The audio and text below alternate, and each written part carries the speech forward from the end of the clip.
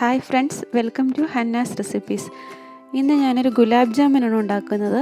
പാൽപ്പൊടി ചേർത്ത് ഈസി ആയിട്ട് നമുക്ക് വീട്ടിൽ തയ്യാറാക്കാൻ പറ്റുന്ന ഒരു ഗുലാബ് ജാമുനാണിത്. ഇതെങ്ങനെയാണ് ഉണ്ടാക്കുന്നതെന്ന് നോക്കാം. ഇതിനു വേണ്ടി ഞാനിവിടെ 1 കപ്പ് പാൽപ്പൊടി എടുത്തിട്ടുണ്ട്. നിങ്ങൾക്ക് ഏത് ബ്രാൻഡിലുള്ള പാൽപ്പൊടി വേണമെങ്കിലും ഉപയോഗിക്കാം. പിന്നെ ഇതിലോട്ട് ഒരു 2 ടേബിൾ സ്പൂൺ മൈദ ചേർക്കുന്നുണ്ട്. അതും കൂടെ ഇതിലോട്ട് ഇട്ട് കൊടുക്കാം. പിന്നെ ഇതിലോട്ട് 1 ടീസ്പൂൺ ഞാനിവിടെ നെയ്യാണ് ചേർക്കുന്നത്. നെയ്യ് അല്ലെങ്കിൽ ബട്ടർ വേണമെങ്കിൽ ഉപയോഗിക്കാം. പിന്നെ ഒരു 1/4 ടീസ്പൂൺ ബേക്കിംഗ് പൗഡറും കൂടെ ഇതിൽ ചേർത്ത് കൊടുക്കണം. ഇത്രയും ചേർത്തിട്ട് ഇത് നന്നായിട്ടൊന്ന് മിക്സ് ചെയ്യണം.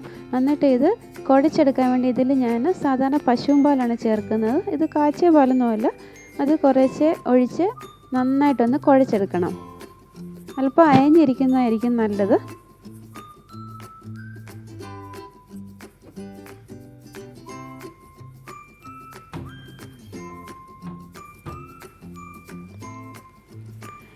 ഈ കുഴച്ചെടുത്ത ഈ മാവ് ഞാനൊരു 10 മിനിറ്റ് ഒന്ന് റെസ്റ്റ് ചെയ്യാൻ വേണ്ടി വെക്കുന്നുണ്ട്.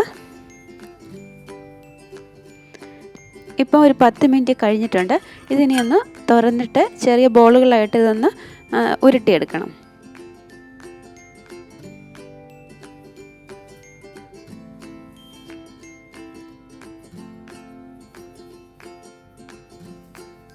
ഞാനിവിടെ ഒരു ചെറിയ നെല്ലിക്കയുടെ വലിപ്പത്തിലുള്ള ബോളുകളായിട്ടാണ് ഇവിടെ ഉരുട്ടിയെടുത്തിരിക്കുന്നത്.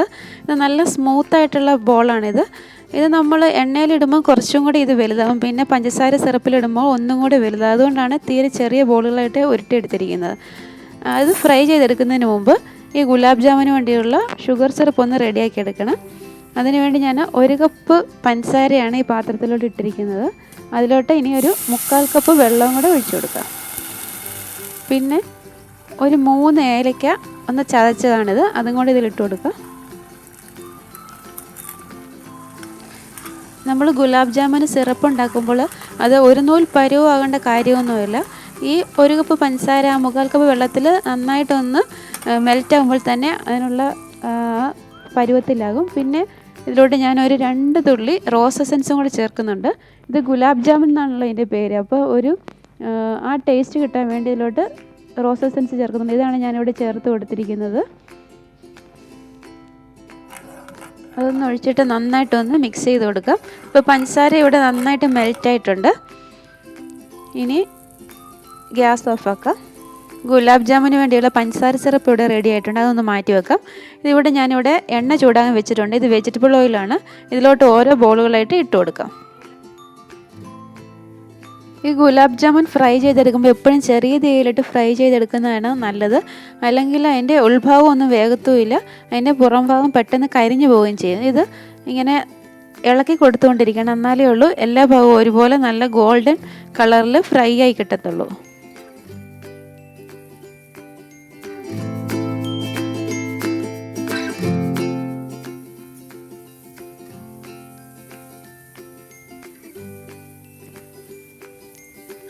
ഇതിപ്പോൾ എടുക്കാറായിട്ടുണ്ട്. ഇതിനി എണ്ണയിൽ നിന്ന് മാറ്റി ഒരു പാത്രത്തിലേക്ക് എടുക്കാം. അതുപോലെ ബാക്കിയുള്ളതും അതുപോലെ തന്നെ ഫ്രൈ ചെയ്തെടുക്കാം.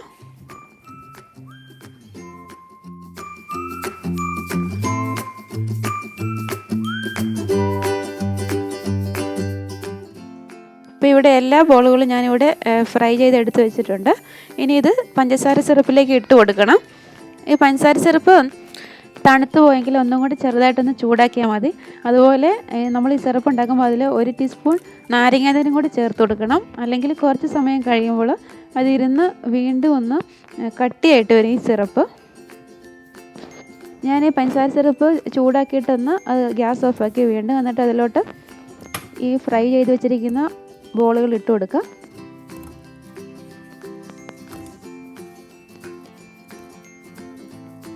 ഇതിനി നന്നായിട്ടൊന്ന് മിക്സ് ചെയ്ത് കൊടുക്കുക.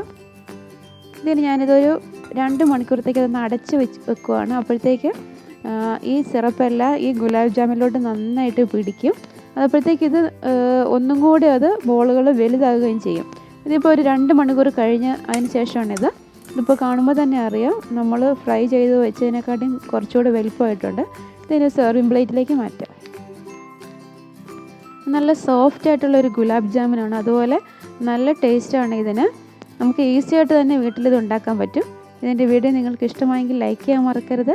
വീണ്ടും നല്ലൊരു റെസിപ്പിയുമായി കാണാം. Thanks for watching Hanna's recipes.